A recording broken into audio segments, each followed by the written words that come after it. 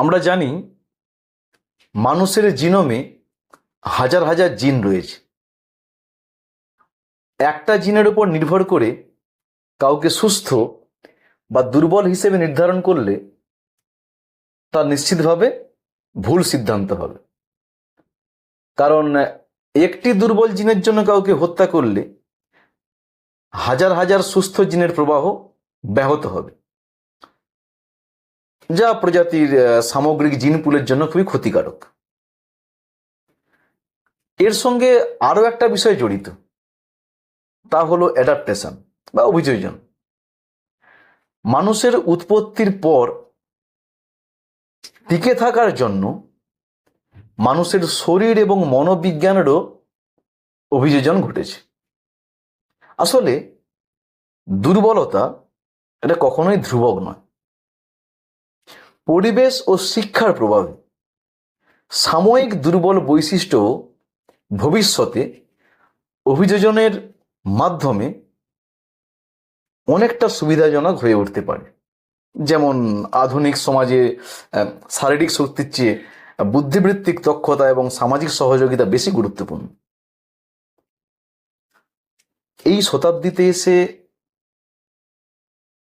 আমরা আমাদের মধ্যে আদিম লড়াইয়ের যে মনোবৃত্তি তা এখনো দেখতে পাই, যার প্রমাণ মেলে গোষ্ঠীগত সংঘাত বা আমাদের সাম্প্রদায়িক দাঙ্গায়। ভারতবর্ষে তো অহরহ লেগেই থাকে।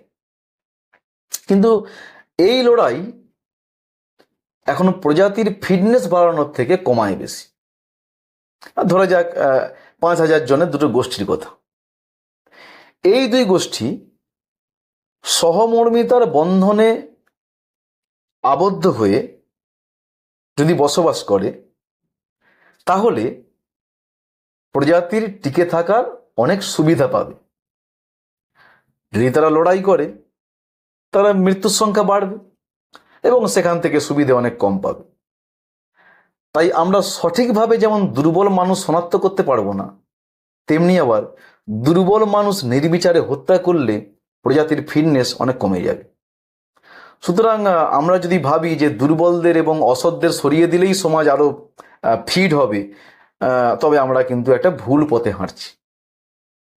কারণ দুর্বলতা কখনো একমাত্রিক নয় এবং অভিযোজনের মাধ্যমে বা আমরা বলি অভিযোজনের ধারায় আজকে দুর্বলই হতে পারে আগামীকালের সৃষ্টিশীল শক্তি।